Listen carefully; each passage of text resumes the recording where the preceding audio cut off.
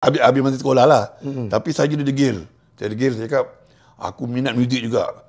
Jadi masa tingkatan 4 tu, saya dah mula pergi jam.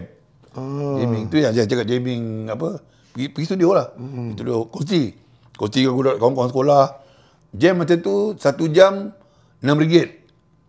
Murah RM6. Jadi kita orang sewa setengah jam. RM3. Keluarlah RM10.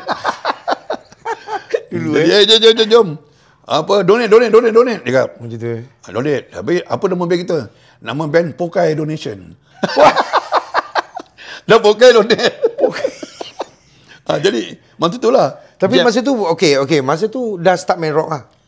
Dah start. Pasal masa tu dah mula rock dengan dah ada apa Deep Purple. Zaman Deep Purple dah ada dah. Pengaruh dekat situ lah. Deep Purple dah ada, apa lagi band-band lama tu. Tapi masa abang di Johor tu, antara band yang popular dekat Johor masa tu ada Kingdom semua. Okey, masa tu yang bila itu masa saya band orang putih lah. Band Melayu masa tu Sweet Charity dah keluar. Sweet Charity 70-an dah keluar dah. Yalah, ada 70. Jadi Sweet Charity dah keluar. Mana sebelum BPR selepas Left Handed? Dia lebih kurang Saudu gitu dekat lah. Tapi Sweet Charity dulu.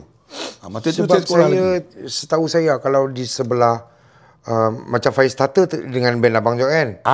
Firestarter lepas sebelum tu ada satu band nama dia Kingdom itu Singapura. Salam.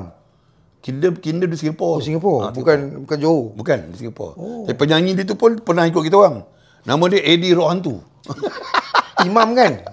Dia meninggal lah, arwah lah. Kan? Dia Eddie Rock Hantu tu. Dia kan datang orang panjang dia, pakai seluar rock gitu kan. Memang ganas lah, nyanyi lagu metal kan. Dulu lah kan. Dia main dengan Kingdom Kingdom Rock apa, Kingdom apa. Kita pada tu kisah lama tu kan.